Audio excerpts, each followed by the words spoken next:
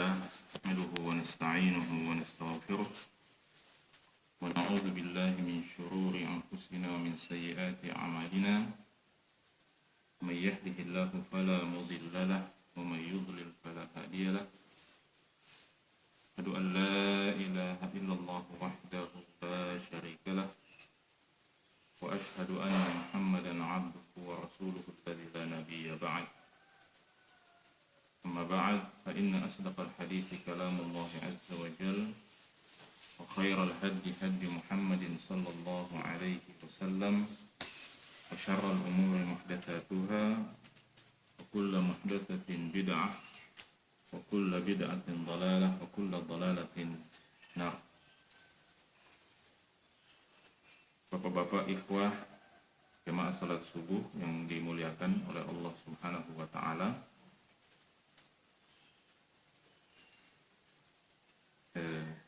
Saya sudah lama pegang ini buku Tadabbur Al-Qur'anil Karim, seni mentadabburi Al-Qur'an, dan ini pertemuan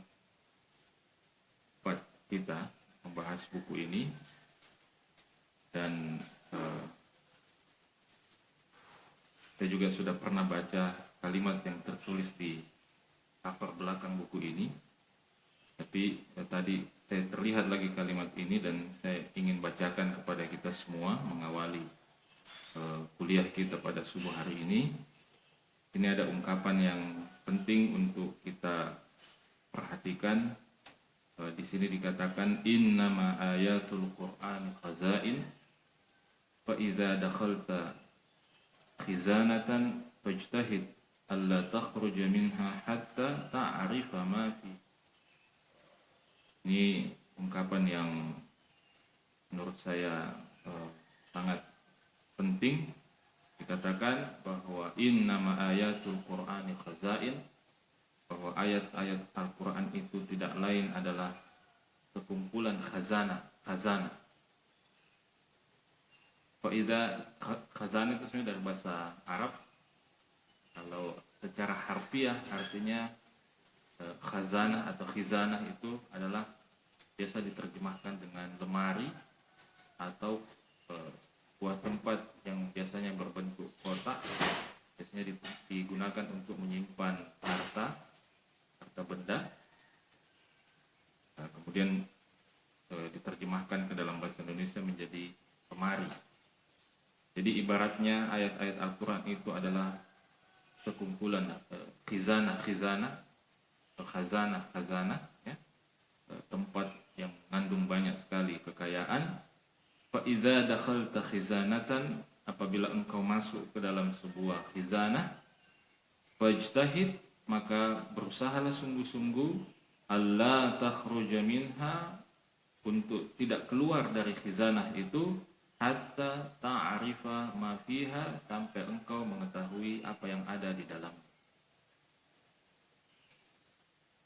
Sampai engkau ketahui apa yang ada di dalamnya. Jamaah sekalian, sekedar mungkin cerita saja, kami sejak kemarin pagi ini sedang mengikuti daurah, ya, semacam pelatihan. Kebetulan salah seorang guru kami, syekh kami, Syekh Dr. Khalid Osman As-Sabut Hafizahullah, datang ke Indonesia, dan kami sepakat untuk 2 hari ini, mulai kemarin pagi sampai insya Allah hari ini, kami sepakat untuk bermajlis dengan beliau dalam sebuah daurah. Dan Syekh Dr. Khalid bin Utsman As-Sabut ini adalah seorang ulama yang sangat mumpuni, terutama dalam bidang tafsir. S2, S3 beliau dalam bidang tafsir. Salah satu karya terbaik beliau adalah disertasi doktor beliau yang banyak dipuji oleh para ulama, yang berjudul Qawaidut Tafsir atau kaidah-kaidah tafsir, yang isinya adalah hasil penelitian beliau terhadap lebih dari ratusan buku untuk mengambil kaidah-kaidah tafsir dari kalangan para ulama, bukan hanya dari kitab-kitab tafsir tapi juga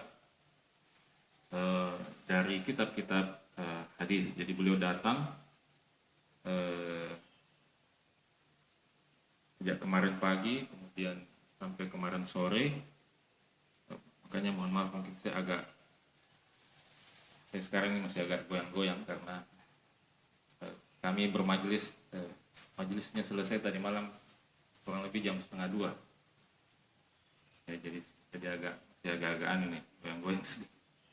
Tapi ala kulli hal saya ingin bertitik tolak daripada ungkapan yang tadi kita sebutkan bahwa innama ayatul Qur'an khazain, bahwa ayat-ayat Al-Qur'an itu ibaratnya adalah sekumpulan khizanah atau khazanah. Maka apabila engkau masuk ke dalam sebuah khizanah, fajtahid alla takhruja minha hatta ta'rifa ma fiha, maka berusahalah untuk tidak keluar dari khizanah itu sampai engkau mengetahui apa yang ada di dalamnya. Kemarin Syekh Khalid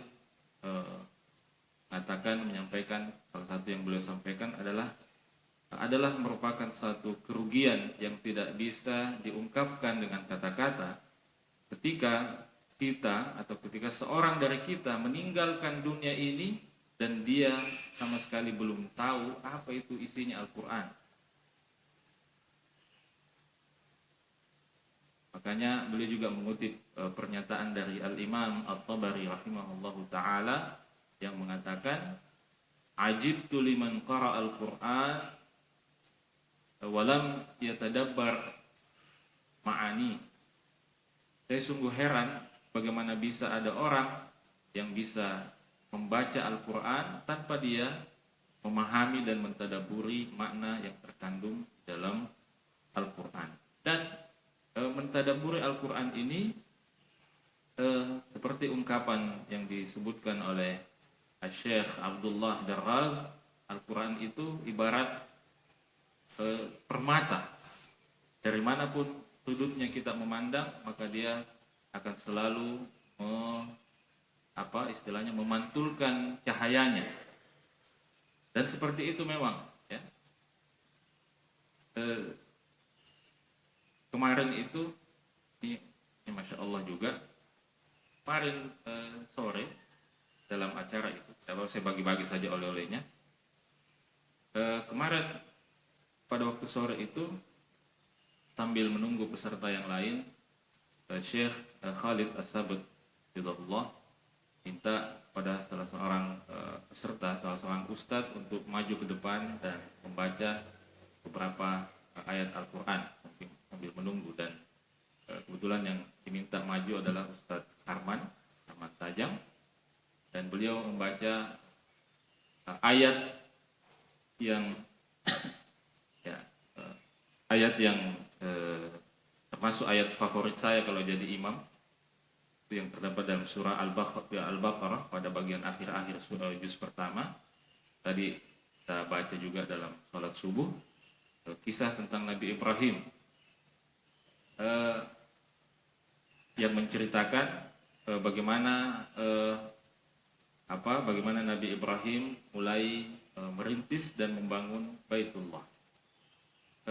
Terus terang saya pribadi yang sering membaca ayat itu,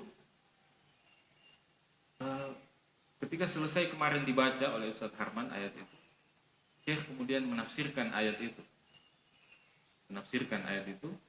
dan artinya Masya Allah, saya bilang begitulah Al-Quran. Selama ini kita baca dan kita pikir kita sudah paham lah apa isinya, ternyata masih banyak hal yang belum kita tahu tentang Al-Quran itu. Jadi tidak apa-apa saya bagi-bagi oleh-olehnya bagaimana beliau menafsirkan ayat yang tadi kita baca dalam salat subuh. Jadi ayat itu dimulai dengan firman Allah Subhanahu wa taala yang mengatakan, wa idzibtala Ibrahim rabbuhu bikalimatin fa atammahum. Dan ingatlah ketika Ibrahim diuji oleh Tuannya dengan beberapa kalimat, fa atammahun, lalu ia menyempurnakan kalimat-kalimat. Wa idzibtala Ibrahim rabbuhu bikalimatin fa atammahun.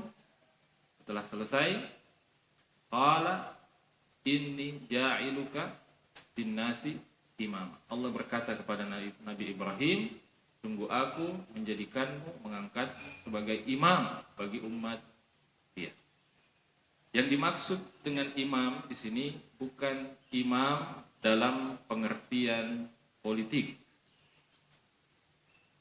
Bukan imam dalam pengertian politis. Bukan pemimpin dalam pengertian politis, tetapi al-imamatu fid din. Imam dalam masalah ad-din.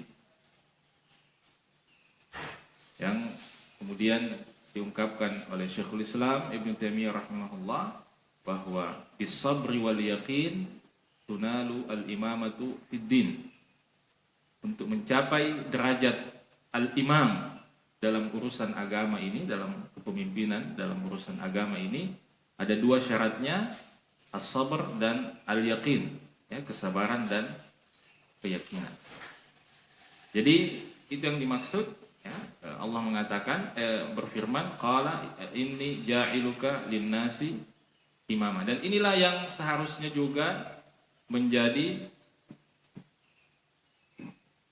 dan inilah juga yang seharusnya menjadi cita-cita kita. Bagaimana kita dan anak-anak keturunan kita ini bisa menjadi al-imam fid din, menjadi pemimpin dalam masalah agama, menjadi ulama, menjadi orang yang memahami agama ini. Nah, ketika Allah Subhanahu wa taala menyampaikan itu kepada Nabi Ibrahim, Nabi Ibrahim kemudian bertanya kepada Allah, qala wa min dzurriyyati. Ibrahim berkata, ya Allah, bagaimana dengan keturunan-keturunanku? Artinya beliau mendapatkan karunia itu dari Allah Subhanahu wa taala, lalu beliau terdorong oleh rasa cinta, rasa sayangnya kepada keturunannya, maka beliau bertanya, qala wa min dzurriyyati, bagaimana keturunanku? Apakah mereka juga mendapatkan karunia ini menjadi al-imam dalam ad-din, dalam masalah agama? Maka apa jawaban Allah Subhanahu wa taala? Allah mengatakan, qala la yanalu ahdi al-zalimin, bahwa karuniaku ini, anugerahku ini tidak akan mungkin bisa didapatkan oleh orang-orang yang zalim. Apa artinya? Artinya seakan-akan Allah Subhanahu wa taala ingin mengatakan kepada Nabi Ibrahim, ya, bisa saja keturunanmu mendapatkan karunia ini dengan syarat mereka tidak termasuk orang yang zalim. Kalau mereka termasuk orang yang zalim, tidak peduli dia anak nabi, anak ulama, anak kiai, anak ustadz, anak presiden, tidak peduli. Kalau dia zalim, maka dia tidak akan mungkin mendapatkan karunia Allah Subhanahu wa taala. Jadi kemudian apa setelah itu ayatnya? Qala la yanalu ahdil zalimin wa iz ja'alnal baita mathabatan lin-nasi wa amna. Dan ingatlah ketika kami menjadikan al-bait, Baitullah al-Haram, mathabatan. Mathabatan itu artinya tempat yang membuat orang itu selalu jadi saba yasubu, itu dalam bahasa Arab makna harfiahnya adalah orang yang bangkit, ya. Jadi tempat yang selalu membuat orang itu bangkit dan selalu mau pergi ke sana lagi, ya, sudah pulang ke sana mau ke sana lagi, itu namanya mathabatan. Jadi wa iz ja'alnal baita mathabatan lin-nasi wa amna, dan tempat yang aman. Wa iz ja'alnal baita mathabatan lin-nasi wa amna wattakhidhu mim maqami Ibrahim musalla, lalu mereka menjadikan maqam Ibrahim itu sebagai tempat untuk salat. Maqam Ibrahim di sini ada 3 pendapat di kalangan para ulama tafsir. Maqam Ibrahim bisa sebagian ulama tafsir mengatakan yang dimaksud dengan maqam Ibrahim itu adalah mansak atau manasik.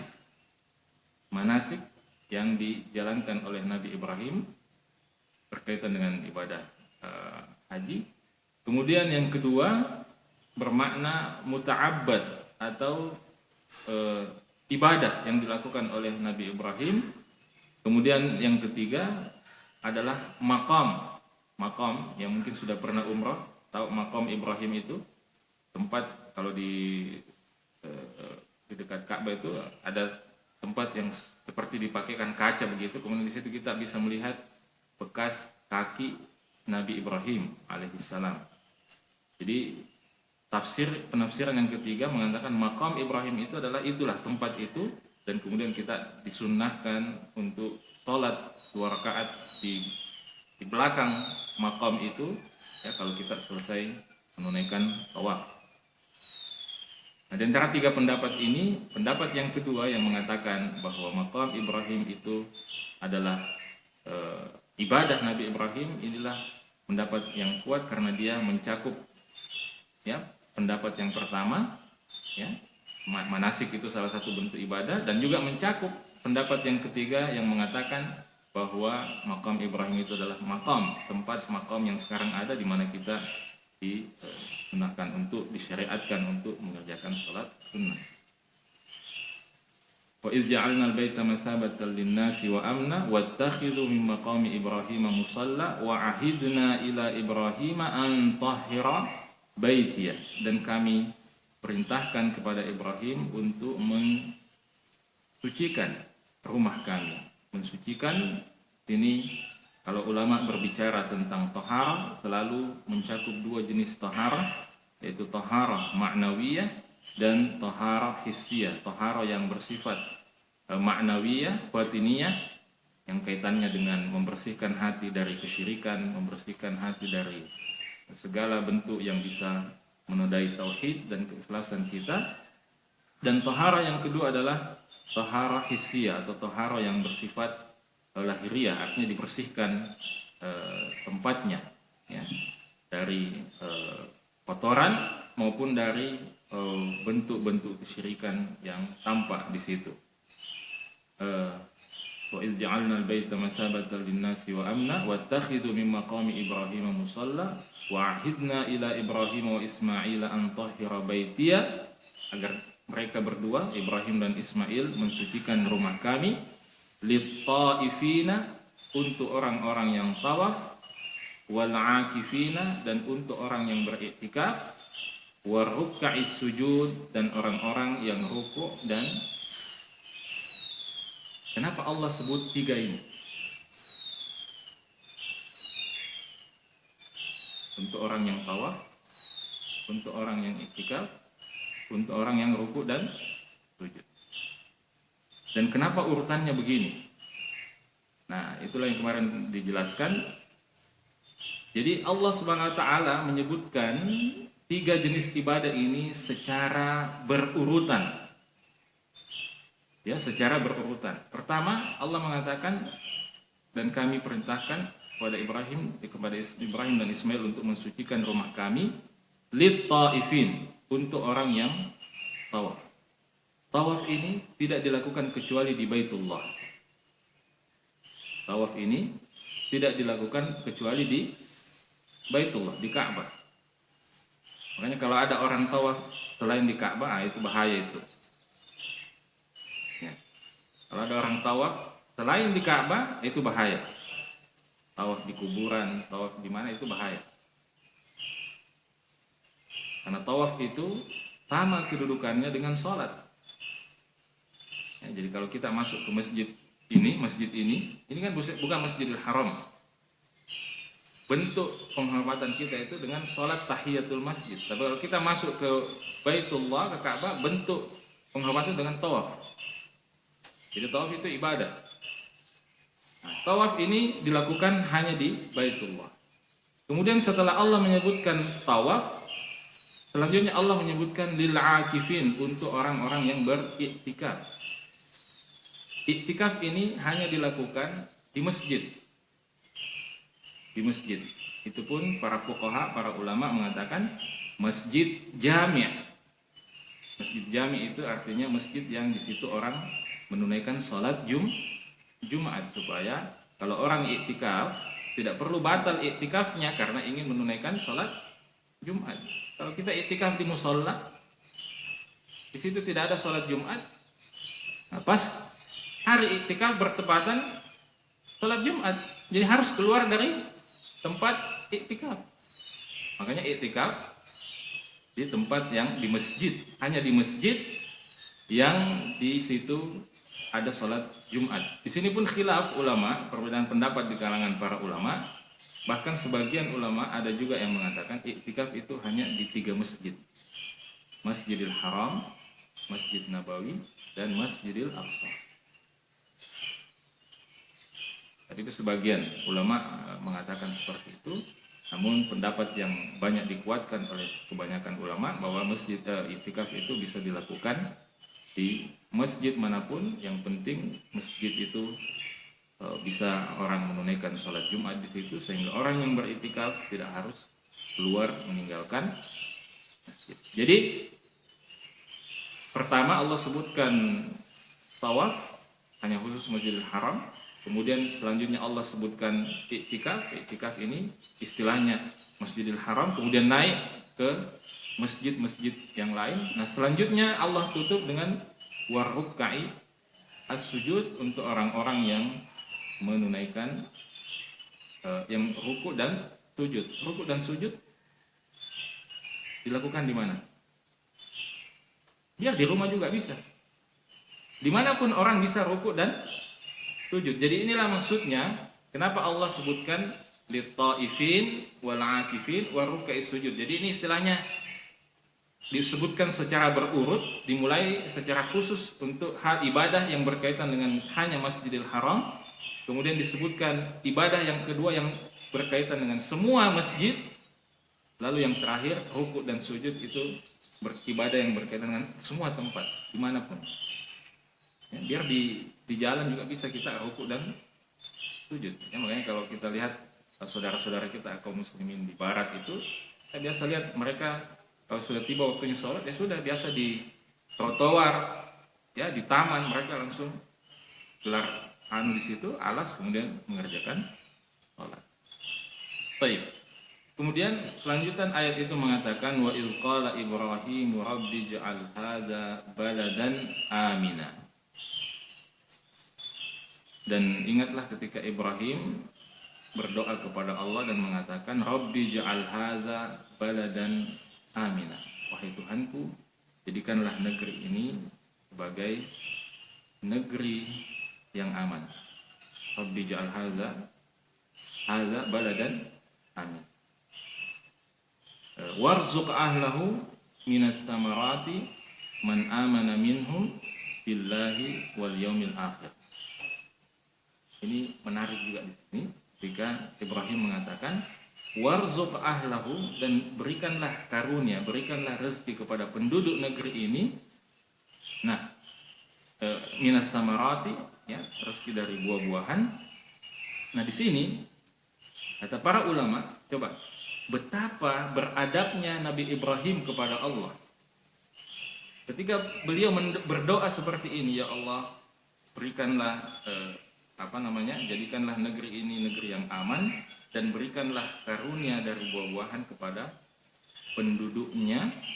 Ibrahim melanjutkan dengan kata-kata apa? Man amana billahi wal yaumil akhir. Berikan rezeki berupa buah-buahan kepada penduduknya yang beriman kepada Allah dan hari. Kenapa Nabi Ibrahim mengatakan seperti ini? Ini adalah bentuk adab Nabi Ibrahim kepada Allah Subhanahu wa taala. Kenapa? Di ayat yang pertama kita baca tadi, Allah menjawab ketika Ibrahim mengatakan, ketika Ibrahim disampaikan bahwa dia dijadikan sebagai imam, kemudian Ibrahim bertanya, bagaimana dengan keturunanku? Allah bilang, la yanalu ahdi zalim. Orang-orang zalim tidak mungkin mendapat karunia ini. Ibrahim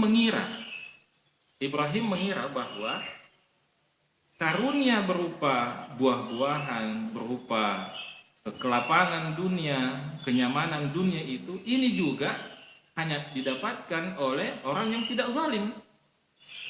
Maka Ibrahim katakan apa? Ya Allah, Rabbi ja'al hadza baladan amina. Ya Allah, jadikan negeri ini negeri yang aman. Warzuq ahlahu, dan karuniakan kepada penduduknya, warzuq ahlahu minas samarati, buah-buahan, man amana minhum billahi wal yaumil akhir. Karuniakan kepada penduduk yang beriman saja kepada Allah dan hari akhir. Dia pikir karunia menjadi imam dalam masalah agama ini dengan karunia mendapatkan buah-buahan kenyamanan dunia ini sama syaratnya. Harus sama-sama beriman. Jadi orang yang zalim, orang yang syirik kepada Allah, orang yang maksiat kepada Allah tidak layak mendapatkan karunia duniawi. Makanya Ibrahim saking beradabnya dia kepada Allah, dia dalam doanya sebutkan itu, warzuq ahlahu minas samarati man amana minhum billahi wal yawmil akhir. Seakan-akan Ibrahim mengatakan ya, kalau ada penduduknya yang tidak beriman kepada Allah dan hari akhir, jangan dikasih buah-buahan, jangan dikasih kelapangan dunia. Warzuq ahlahu minas samarati man amana minhum billahi wal yawmil akhir qala wa man kafara fa umatti'uhu qalila. Tapi Allah jawab doa Nabi Ibrahim itu dengan mengatakan apa? Qala wa man kafara. Allah mengatakan tidak begitu Ibrahim. Wa man kafara fa umatti'uhu qalila. Penduduknya yang kafir, umatti'uhu qalila, biar saya kasih dia nikmat sedikit. Umatti'uhu qalilan. Artinya syarat untuk mendapatkan karunia limpahan hidup dunia, buah-buahan hidup yang nyaman itu tidak mesti orang apa? Beriman. Orang kafir juga dikasih oleh Allah. Dan coba lihat bagaimana Allah menggambarkan nikmat dunia di sini dengan kata-kata qalila, sedikit. Wa man kafara fa umatti'uhu qalila. Orang yang kafir tidak begitu Ibrahim. Syaratnya untuk dapat buah-buahan kenikmatan tidak mesti dia beriman. Karena yang kafir juga umatti'uhu qalila. Ya, saya akan berikan mereka nikmat sedikit. Saya akan berikan dia kesenangan sedikit. Jadi kalau kita lihat orang terkaya di dunia, ya, orang kafir, ya, sebanyak apapun kekayaannya itu qalila, sedikit. Ya, saya sudah bahas pada pertemuan yang lalu kalau tidak salah, bagaimana Allah di dalam banyak ayat Al-Quran menyebutkan tentang betapa sedikitnya dunia ini, ya, sedikitnya dunia ini. Ya. Nabi SAW juga dalam beberapa hadis menyebutkan betapa sedikitnya dunia ini. Perumpamaan dunia, kata Nabi SAW dalam salah satu hadis misalnya bahwa seperti ketika salah seorang di antara kalian mencelupkan tangannya di tengah di lautan, kemudian dia keluarkan, lalu dia lihat ada air yang menetes. Nah, yang menetes itulah dunia. Nah, luas laut yang luas itulah akhir. Bahkan dalam hadis yang lain Nabi SAW menjelaskan bahwa selembar sayap nyamuk, ya, dunia itu tidak lebih mulia di sisi Allah Subhanahu wa taala daripada janah ba'udah, selembar sayap nyamuk.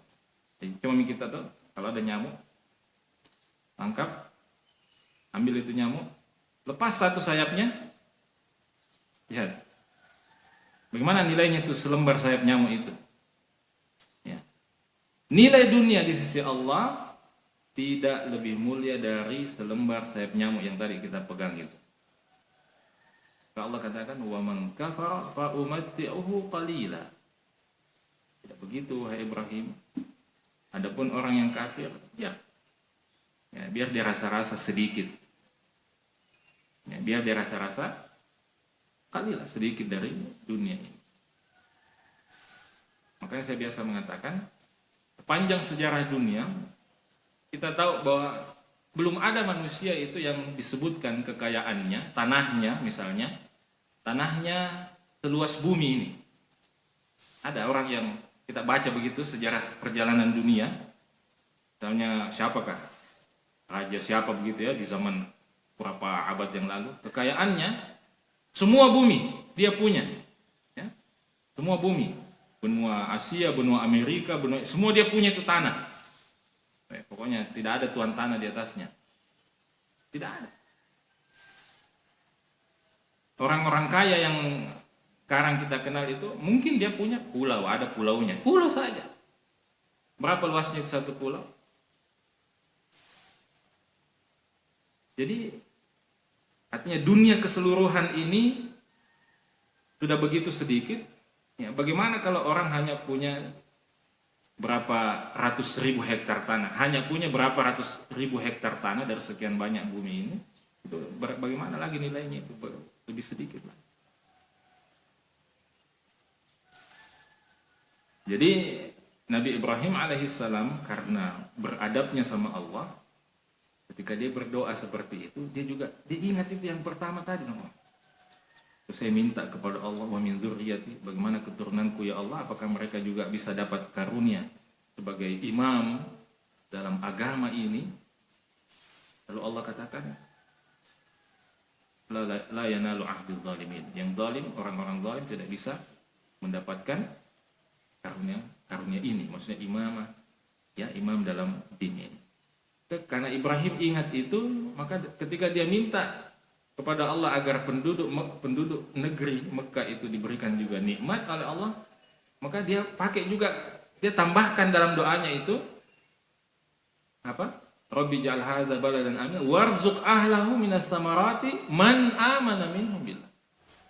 Dia tambahkan kata-kata itu karena dia takut kalau dia cuma bilang warzuq ahlahu minas thamarat dan berkaruniakanlah kepada penduduknya buah-buahan, dia takut kalau cuma bilang begitu nanti Allah tegur lagi dia, yang beriman saja yang dapat. Maka sebelum ditegur dia tambahkan kata-kata man amana minhum bil, siapa yang beriman. Tapi Allah sampaikan kepada beliau, wa man kafara fa umatti'uhu qalila, orang yang kafir akan aku berikan nikmat sedikit, thumma altaruhu ila adzabin nar, kemudian akan aku paksa mereka untuk merasakan siksa neraka. Wa bi'sal musir, dan betapa buruknya tempat, dan itulah seburuk-buruk tempat kembali. Wal iyadu billah. Coba bagaimana ungkapan Allah dalam ayat ini? Tsumma altaruhu, saya buat dia terpaksa. Ya, artinya dia mau tidak mau. Ya, saya yakin tidak ada yang mau, tapi ya mau tidak mau itu bahasa halusnya. Ya, mau tidak mau Allah akan buat dia merasakan siksaan neraka, dan Allah mengatakan wa bi'sal masir, dan itulah seburuk-buruk tempat kembali. Jadi Allah Subhanahu wa taala menegaskan kepada kita bahwa itulah tempat kembali kita. Ya, makanya minggu lalu kita sempat bahas ya, kenapa orang yang mati itu disebut apa? Meninggal dunia. Meninggal dunia. Apa artinya? Orang yang mati itu bukan berarti dia mati.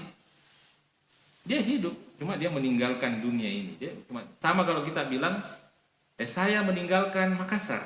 Saya mau ke Jakarta, saya meninggalkan Makassar. Saya meninggalkan Indonesia, saya mau ke Saudi misalnya. Artinya cuma meninggalkan tempat ini. Makanya bilang meninggal dunia, meninggalkan dunia saja. Ya. Ya. Biasa juga orang bilang apa? Berpulang ke rahmatullah. Padahal belum tentu. Kalau dia berpulang ke azabullah, azabnya Allah, waliyadzubillah. Nah, jadi seperti itu. Jadi Nabi Ibrahim berdoa seperti itu karena adabnya kepada Allah SWT. Lalu kemudian apa kelanjutan ayat itu? Allah mengatakan, wa idz yarfa'u Ibrahimul qawa'ida minal baiti wa Ismail. Dan ingatlah ketika Ibrahim mengangkat al-qawa'id, ya, pondasi-pondasi dari rumah itu bersama dengan anaknya Ismail. Siapa yang suruh Nabi Ibrahim untuk mengangkat kembali pondasi Ka'bah itu? Siapa yang suruh? Allah. Ya. Jadi yang menyuruh dia untuk mengangkat kembali fondasi Baitullah Al-Ka'bah Allah.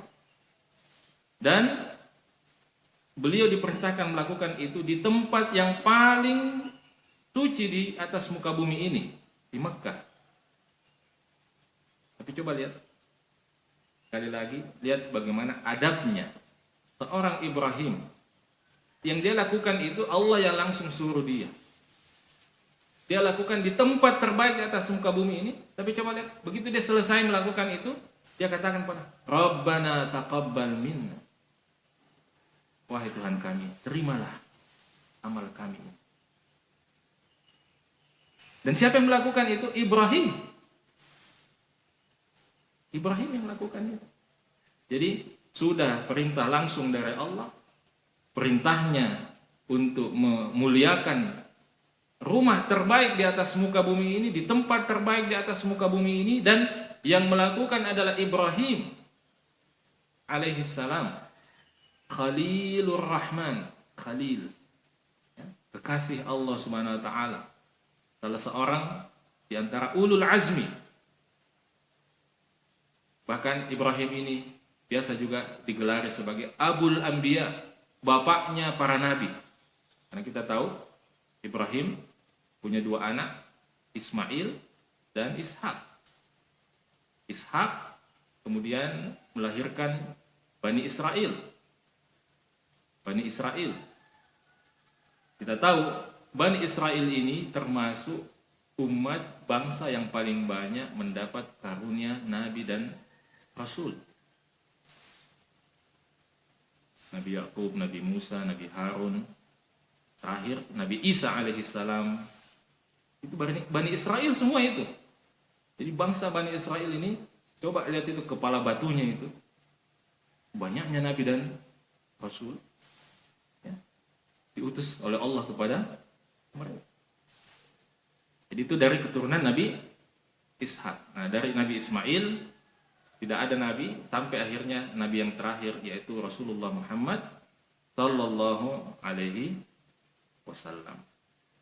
Maka kita mungkin juga semua sudah tahu bahwa ya, kedatangan Nabi Muhammad SAW itu sudah diketahui oleh Bani Israel.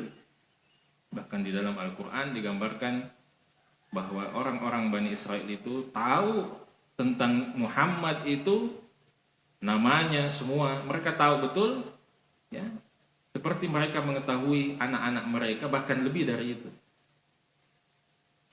Cuma mereka berharap Nabi terakhir itu yang biasa diistilahkan juru selamat, Nabi terakhir itu berasal dari Bani Israel, tapi rupanya mereka kecele, ternyata Nabi terakhir itu berasal dari keturunan Nabi Ismail, dari orang-orang keturunan orang Arab, yaitu Muhammad sallallahu alaihi wasallam.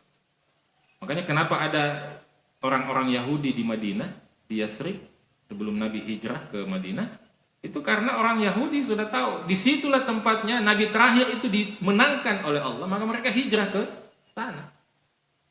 Makanya kalau kita baca sirah Ibnu Hisham misalnya, ketika Nabi dilahirkan, itu orang-orang Yahudi, terus ada yang naik di atas atapnya dan dia lihat ada bintang apa begitu, saya lupa namanya, bintang apa yang terbit, langsung dia turun, dia sampaikan kepada semua kaumnya, sudah lahir itu Nabi yang dijanjikan oleh Allah SWT. Maksudnya di Mekah lahirnya, mereka tidak tahu di mana, tapi sudah lahir memang. Makanya mereka kan hijrah ke sana. Tapi mereka kecewa dan kecele, ternyata Nabi terakhir itu bukan dari kalangan Bani Israel. Makanya itu bahayanya fanatisme, ya, fanatisme kepada golongan, kelompok, ras, ya, suku dan yang semacamnya, itu bisa menghalangi kita untuk sampai pada kebenaran. Karena kebenaran itu disampaikan bukan dari kelompok kita, dari suku kita, dari jamaah kita, maka kita menolaknya. Padahal itu hanya Imam Syafi'i rahimahullah ta'ala mengatakan bahwa setiap kali saya berdebat dengan seseorang, saya berharap kebenaran itu muncul dari mulutnya, bukan dari mulut saya. Ya. Jadi kalau kita kan, kita maunya kita yang menang gitu ya. Imam Syafi'i mengatakan, saya berharap kebenaran itu muncul dari Jadi kita lihat bagaimana Nabi Ibrahim alaihissalam setelah melakukan ibadah yang luar biasa itu masih juga berdoa minta kepada Allah, Rabbana taqabbal minna ya Allah. Tuhan kami, tolong terimalah apa yang kami lakukan ini, amal yang kami lakukan ini. Innaka antas sami'ul alim. Sesungguhnya engkau maha mendengar lagi maha. Jadi kalau Ibrahim saja begitu, bagaimana dengan kita? Kita ini saja kalau selesai sholat seakan-akan sudah diterima misalnya punya sholat ini. Insya Allah 100%. Ya. Padahal belum tentu. Kita tidak tahu. Kita tidak tahu yang mana yang diterima sholat kita ini. Coba kita ingat-ingat itu. Sejak kita mulai balik ya, sampai hari ini kita sholat ya, kira-kira berapa persen itu sholat kita yang diterima itu? Perasaan tak? Kira-kira berapa? Hah? Ada Ji. Biar mami satu kok dong ya. Ya. Saya waktu kalau Ramadan itu saya biasa juga mengajukan pertanyaan. Tanya, anggaplah ini sekarang kita sudah 15 atau 20 kali Ramadan ya. Coba ingat-ingat, coba artinya kita rasa-rasa begitu. Di antara 20 kali Ramadan itu adakah satu yang diterima oleh Allah atau tidak? Nah, kita sendiri kan kalau lihat reaksi kita ini sekarang ditanya begitu kan kelihatannya kita kurang-kurang yakin begitu ya. Tapi kenapa kita tidak membiasakan diri untuk artinya berdoa kepada Allah, ya Allah tolong terima saya tahu ini pasti banyak kekurangannya, saya punya ibadah banyak kekurangannya, saya punya sholat, puasa, tapi ya tolong mohon diampunkanlah. Artinya itulah makanya para ulama mengatakan mengapa hikmahnya salah satu zikir yang kita ucapkan setelah sholat itu adalah astagfirullah. Nah, kita tidak tahu itu sholat yang kita lakukan ya, sudah pas atau belum. Jadi Nabi Ibrahim alaihissalam mengatakan Rabbana taqabbal. Jadi salah satu pelajaran penting juga kalau kita baca kisah para nabi dan rasul di dalam Al-Quran, kita akan lihat bagaimana para nabi dan rasul itu, saya biasa mengatakan para nabi dan rasul itu sedikit-sedikit berdoa kepada Allah. Sedikit-sedikit berdoa kepada Allah. Coba nanti baca kisahnya Nabi Musa dalam surat Thaha itu misalnya. Coba lihat bagaimana kisah perjalanan Nabi Musa itu. Coba sedikit-sedikit berdoa lagi kepada Allah Subhanahu wa ta'ala. Karena doa ini ya, semua ibadah kita ya termasuk di dalamnya doa yang kita lakukan itu pada dasarnya tujuan utamanya adalah untuk kita menunjukkan betapa fakirnya kita kepada Allah Subhanahu wa ta'ala. Bahwa kita ini abd, kita hamba Allah. Jadi kita beribadah itu untuk tunjukkan kepada Allah bahwa kita ini hina, kita ini rendah, dan semakin kita tunjukkan itu maka semakin dekat kita kepada Allah Subhanahu wa. Dan salah satu caranya adalah itu tadi, dengan sedikit-sedikit berdoa. Makanya biasa kita sampaikan juga di sini bahwa bagaimana para ulama salaf rahimahumullah itu bahkan berdoa meminta kepada Allah untuk urusan-urusan yang sangat remeh. Habis garamnya di dapur. Yang dia ingat bukan penjual garam. Ya. Yang dia ingat Allah. Maka habis garamnya, ya Allah, berikanlah garam. Karuniakanlah garam. Bukan, jadi berdoa itu jemaah sekalian bukan persoalannya sekedar kita berharap doa itu dikabulkan oleh Allah, bukan. Tapi doa itu untuk menunjukkan bahwa kita ini dalam seluruh sisi bagian kehidupan kita ini selalu berhubungan dengan Allah. Selalu bergantung kepada Allah. Maka Ibnu Rajab Al-Hambali rahimahullah menceritakan bahwa ulama salaf itu ada yang kalau tali sendalnya putus, dia langsung doa kepada Allah, minta ya Allah sambungkan tali sendal. Jadi ini menggambarkan bagaimana istilahnya, bagaimana hati kita ini. Ya, saya biasa kasih contoh, kalau misalnya kita naik motor, terus tiba-tiba di jalan bocor ban motor. Yang kita ingat Allah, ya, yang langsung kita ingat pada waktu itu adalah Allah atau tukang tambal ban. Hah? Ya. Siapa? Luar biasa kalau ada yang menjawab Allah. Jadi yang kita ingat siapa? Tukang tambal ban.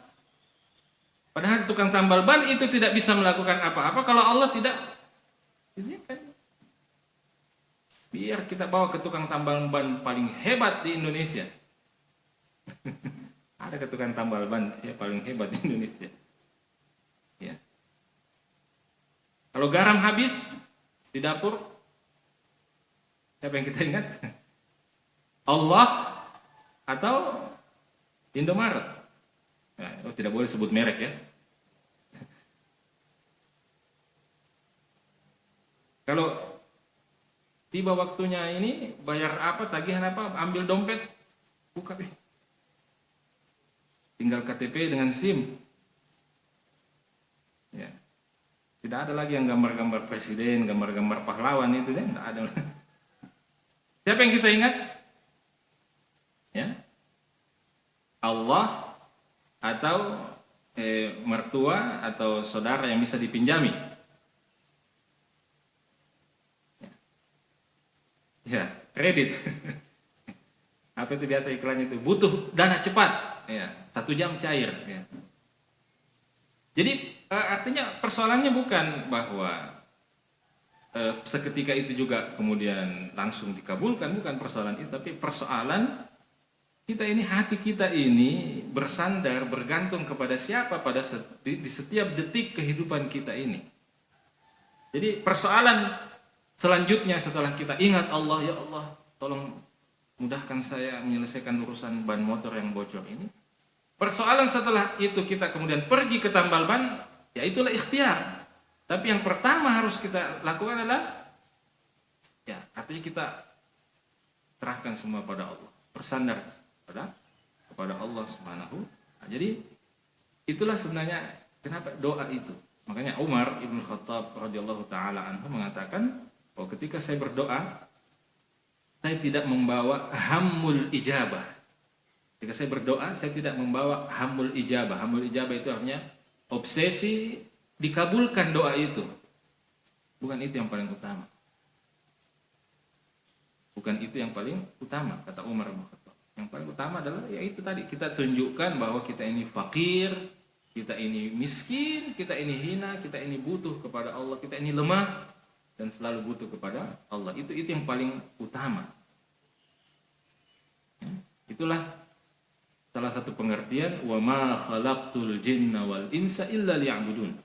Dan tidaklah aku menciptakan jin dan manusia illa liya'budun, kecuali agar mereka menyembah, menghamba kepadaku. Maka predikat yang paling mulia di sisi Allah bukan profesor doktor, ya, bukan Andre Guruta, bukan Karaing Andi apa dan semua, Raden Mas apa semua, bukan. Tapi kedudukan atau gelar paling mulia itu adalah Abdullah, hamba Allah. Hamba Allah itu yang paling mulia. Nah, coba lihat Nabi Ibrahim. Ya. Dan di kelanjutan ayat yang tadi ini kita bahas, itu doa. Jadi tadi doanya apa? Ketika selesai, Rabbana taqabbal minna. Ya Allah, terima apa yang kami lakukan ini. Rabbana taqabbal minna innaka antas samiul alim. Sungguhnya Engkau Maha mendengar. Rabbana, doa lagi. Waj'alna, jadikan kami muslimaini laka. Orang yang selalu berserah diri kepadamu. Muslimaini laka wa min dzurriyyatina, dan begitu pula dengan keturunan kami. Ummatan muslimah, jadikan mereka umat yang muslimah, yang berserah diri kepada Allah Subhanahu wa taala. Innaka anta at-tawwabur rahim. Sungguhnya Engkau Maha penerima taubat dan Maha. Lalu setelah itu apa? Doa lagi. Rabbana wab'ats fihim rasulan minhum yatlu 'alaihim ayatika, dan seterusnya. Ya Allah, utuslah untuk mereka seorang rasul yang membacakan kepada mereka ayat-ayat kitab-Mu, dan mengajarkan mereka, mensucikan diri mereka. Innaka antal azizul hakim, sesungguhnya Engkau Maha perkasa lagi Maha bijaksana. Doa. Makanya Ibnu Qayyim al-Jauziyah rahimahullah pernah menggambarkan perbedaan antara orang yang sering berdoa dan berzikir dengan orang yang malas berdoa dan berzikir. Perbedaan antara orang yang sedikit-sedikit doa, sedikit-sedikit berzikir dengan orang yang malas. Kata Ibnu Qayyim al-Jauziyah, itu orang yang sering berdoa kepada Allah, orang yang banyak berzikir itu suaranya dikenal oleh penghuni langit. Sehingga ketika dia berdoa, penghuni langit mengatakan, oh ini suara fulan, kita sering dengarkan ini suara. Tapi orang yang malas berdoa, begitu dia berdoa, oh ini suaranya ya, jarang-jarang kita dengar ini suaranya. Ya. Ini. Ya. Jadi makanya dalam sebuah riwayat yang artinya sebagian ulama mendoifkan, melemahkan riwayat ini, sebagian lagi juga menganggap hasan atau sahih. Nabi SAW diriwayatkan mengatakan, wala yazalu lisanuka rataban, ya, dan lisanmu selalu basah dengan dzikrillah, dengan berzikir kepada Allah Subhanahu wa taala. Makanya mungkin ada yang pernah baca kisahnya itu, ya Masya Allah, itu saya selalu termotivasi dengan kisah itu, kisah Imam Ahmad Ibnu Hanbal rahimahullah. Mungkin ada yang pernah baca, pernah dengarkan kisahnya, kisah Imam Ahmad dengan dengan seorang pembuat roti. Ya, bagaimana dikisahkan Imam Ahmad pada suatu ketika masuk ke sebuah kota dan dia kemalaman dan dia tidak kenal siapapun di kota itu, sehingga dia terpaksa pergi ke sebuah masjid untuk beristirahat. Tiba-tiba ketika dia sedang beristirahat, tiba-tiba dia diusir keluar dari masjid itu oleh seseorang, mungkin kalau sekarang mungkin takmirnya, pengurus masjidnya ya, mengusir keluar. Lalu kemudian setelah Imam Ahmad berdiri di luar, dia sempat sedikit mungkin adu mulut dengan orang yang mengusir dia keluar dari masjid itu. Tiba-tiba melintas seseorang yang melihat kejadian itu, dan orang itu mengajak Imam Ahmad, kalau begitu silakan Anda bermalam saja di rumah saya. Ya, dia tidak kenal Imam Ahmad, tapi dia katakan, oh, sudah, bermalam di rumah saya saja. Maka Imam Ahmad pun ke rumah orang ini. Sampai di rumahnya, Imam Ahmad ternyata lihat orang ini ternyata seorang pembuat roti. Jadi Imam Ahmad sambil istirahat, tapi dia lihat orang ini sibuk mengerjakan adonan rotinya, tapi sambil dia kerja itu dia berzikir, subhanallahilazim, subhanallah, subhanallah. Jadi sambil dia bikin roti itu dia bertasbih terus, subhanallah. Maka Imam Ahmad tertarik untuk bertanya kepada pembuat roti ini. Dia bilang, saya perhatikan Anda ini dari tadi ini, Masya Allah, ambil bikin adonan roti terus bertasbih. Saya mau tanya, selama Anda lakukan ini, apa Anda rasa manfaatnya ini? Apa Anda rasa manfaatnya membuat bekerja sambil tasbih ini? Maka pembuat roti itu mengatakan, alhamdulillah, selama saya melakukan ini, semua doa saya dikabulkan oleh Allah Subhanahu wa taala kecuali satu. Apa itu? Saya sudah lama berdoa kepada Allah minta dipertemukan dengan Imam Ahmad bin Hanbal. Maka Imam Ahmad mengatakan, kok tidak kenal saya lah Ahmad bin Hanbal. Maka Imam Ahmad mengatakan seakan-akan saya ini diseret oleh Allah untuk mengabulkan doamu itu. Ini orang artinya banyak berpikir, banyak berdoa, bertasbih kepada Allah. Ini satu faedah. Ya mungkin kalau kita memberikan pendekatan dengan kehidupan kita di dunia ini, ya kira-kira mungkin orang yang kita ini mungkin kita lebih mudah memberikan sesuatu kepada orang yang artinya kita sering bertemu dan orang itu sering Assalamualaikum, bagaimana kabar kamu? Daripada orang yang tiba-tiba kita tidak tahu dari mana datangnya, siapa namanya, apa wajahnya juga baru kita lihat, tiba-tiba muncul depan rumah, Pak bisa saya minta uang tak? Ini kan itulah kurang lebih mungkin analogi pendekatannya. Nah, karena itu para nabi dan rasul menunjukkan kepada kita bagaimana doa itu. Cobalah nanti baca dalam surah Al-Baqarah saja itu sudah berapa memang itu doa yang kita temukan. Baik, jemaah yang dimuliakan oleh Allah Subhanahu wa taala. Ini sudah padahal saya mau masuk di sini. Ya, tidak apa-apa lah. Itulah tadi contoh contoh bagaimana kita mentadabburi Al-Qur'an, ya. Mentadabburi Al-Qur'an, ya. Sebenarnya kita baru di langkah yang kedua kemarin, tapi ya sudahlah, insyaallah nanti kita bahas pertemuan yang akan datang. Jadi molor lagi pembahasan pengantarnya. Apa mudah-mudahan bermanfaat untuk kita semua. Sekali lagi saya ingatkan apa yang tadi kita sampaikan di awal, bahwa adalah merupakan sebuah musibah, ya, sebuah bencana bagi kita kalau kita meninggalkan dunia ini sementara kita belum tahu apa itu isinya Al-Quran sebenarnya. Makanya kita juga sudah pernah sampaikan bagaimana Syekhul Islam Ibnu Taimiyah rahimahullah. Kita sampaikan bagaimana Ibnu Taimiyah itu dia pernah menafsirkan surah Nuh. Menafsirkan surah Nuh itu 1 tahun baru selesai. Tahun baru selesai. Dan kalau kita baca bagaimana penjelasan atau tafsiran Ibnu Taimiyah terhadap Al-Quran itu, Masya Allah, itu pun di akhir hayatnya beliau menyesal. Kenapa saya tidak dedikasikan, kenapa saya tidak berikan seluruh umur saya ini untuk mempelajari Al-Quran saja. Itu pun dia menyesali itu. Padahal dia sudah seperti itu, menafsirkan surah Nuh saja 1 tahun. Jadi sekali lagi mudah-mudahan artinya kita tidak bergantung pada majelis ini.